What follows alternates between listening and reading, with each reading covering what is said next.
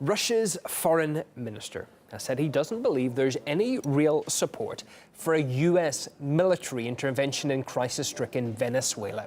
Even among top officials in Washington, Sergei Lavrov made the comments following talks with his American counterpart, that's Mike Pompeo, on the sidelines of the Arctic Forum in Finland. Ilya Petrenko has the story. When Sergei Lavrov talked to the media, he thought it wasn't a good idea to shed light on any of the details pretty much. But he did respond to my question about Mike Pompeo's statement from this weekend that Russia must get out of Venezuela, and also about the possibility of Uncle Sam intervening militarily. We tried not to concentrate on those statements which are publicly discussed, because they are being affected by many factors that don't have anything to do with real politics. We concentrated on real politics instead. From my contacts with the US, Latin American and European colleagues, I don't see any supporters of military action. Immediately after this, I asked the Russian foreign minister if that included American diplomats, and to that he simply answered yes. But the real question right now is, though, whether that is really the case, because many times we've heard from the most high-ranking officials in America the phrase, all options are on the table, including the military one. And when Secretary of State Pompeo was heading to Europe, the journalists were reporting that on the plane he said that Nicolas Maduro can no longer be in charge of this country. The government in Venezuela understands that they could end up having to brace for the worst-case scenario. Just listen to what their foreign minister said when he was in the Russian capital on Sunday. We are ready for all scenarios. The first includes diplomacy, dialogue and peace. If the US prefers the military path, we are ready to resist. We have an army, police, our people, and we are ready to destroy any army, no matter how powerful it is. So essentially, the most influential powers on the opposite sides here, the government of Nicolas Maduro and the self-proclaimed president Juan Guaido, are finally in touch on this. President Donald Trump has spoken to President Vladimir Putin.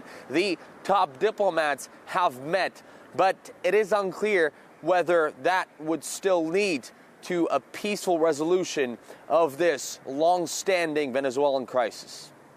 That's Ilya Petrenko. Let's just stay with the story a little longer, because a new report has claimed that many leading U.S. publications have demonstrated clear bias in their coverage of the crisis in Venezuela. Here's a look at the findings of the media watchdog Fairness and Accuracy in Reporting.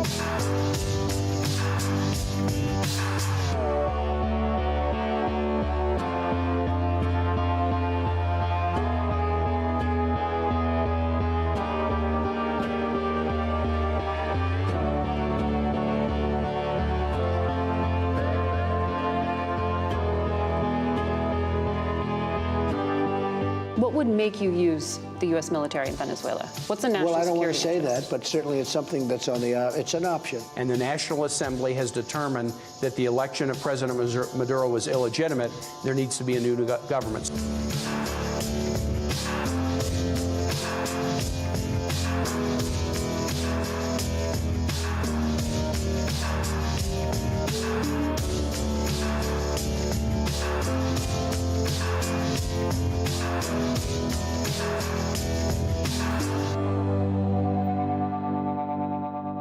Why so allergic to the word coup, if you look at the definition? Because they recognize that these words have a meaning. As long as you don't say what it is, you can lie about it. Just from a media point of view, Don't you think one of the first questions anybody should ask is, by what authority do you establish, or does Mr. Guaido say, I have the ability to supplant this person? They ask no questions.